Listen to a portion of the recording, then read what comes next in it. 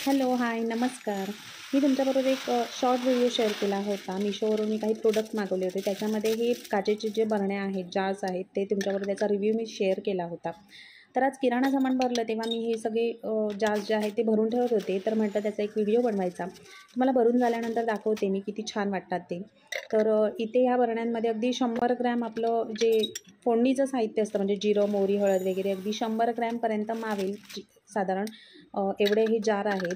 आणि मी सगळे जे जार आहेत त्यांच्यामध्ये फोडणीचं सामान म्हणजे आपल्याला सारखंच जे स्वयंपाक करताना लागतं ते पदार्थ मी ह्यांच्यामध्ये भरून ठेवलेले आहेत. म्हणजे जसं की मोहरी, जिरं, हळद, लाल मिरचीचं तिखट किंवा धणे वगैरे असं सगळं भरून ठेवलेलं आहे.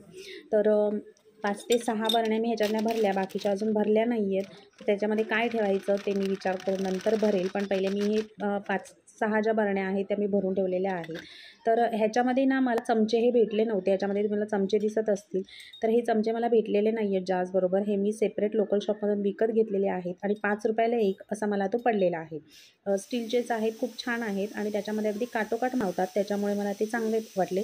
तर मी ते खरेदी केलेले आहेत. हे स्टँडसुद्धा तुम्ही बघितलं असेल त्या व्हिडिओमध्ये मी Meeshoवरूनच ऑर्डर केलेलं होतं आणि गॅसच्या अगदीच शेजारी हाताकडे भेटेल असं ते स्टँड ठेवलेलं आहे. आणि जे आपण जार्स मागवले होते ते सुद्धा मी ह्याच्यामध्येच स्टँडमध्ये असे व्यवस्थित लावून घेतलेले आहेत. अगदी स्वयंपाक करताना खूप जास्ती काय हात लांब वगैरे करायची गरज नाही. जिथल्या तिथेच आपल्याला भेटून जातील अशा आयडिया करून तुम्ही ठेवलेल्या आहेत.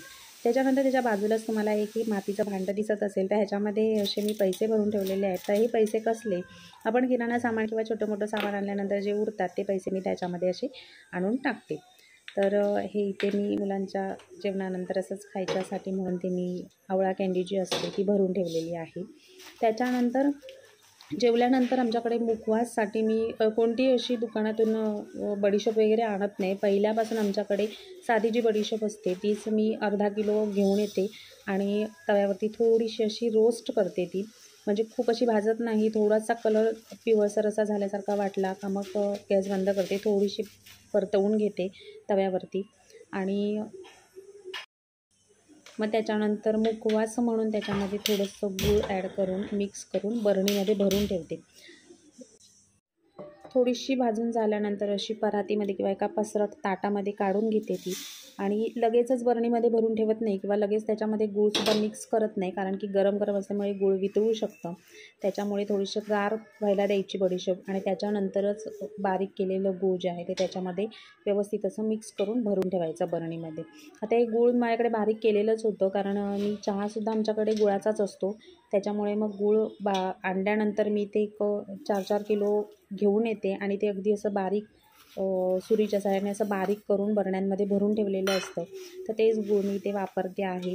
असं छान बडीशोपमध्ये मिक्स करायचं आणि बरणीमध्ये भरून ठेवायचं. म्हणजे जेवल्यानंतर जेव्हा आपल्याला मुखवास म्हणून काहीतरी तोंडात टाकायला लागतं तेव्हा हेच मुलं पण आणि मोठी पण सगळ्यांनाच हे आवडतं. पहिल्यापासूनच आमच्याकडे असल्यामुळे सगळ्यांनाच सवय आहे की ते कलरफुल वगैरे असं गोड गोड ते खायची अशी काही सवय विशेष नाही आहे. तर असं छान भरून ठेवायचं आणि मग मुखवास म्हणून ह्याचा वापर करायचा. अशा छोट्या छोट्या गोष्टी आहेत ज्या मी नेहमीच्या माझ्या रोजच्या रुटीनमध्ये अप्लाय करत असते. ते तुमच्याबरोबर शेअर करते. खूप बरं वाटतं आणि चांगल्या गोष्टी शेअर केल्याच पाहिजेत. चला मग पुन्हा भेटूया अशाच एका छान व्हिडिओबरोबर.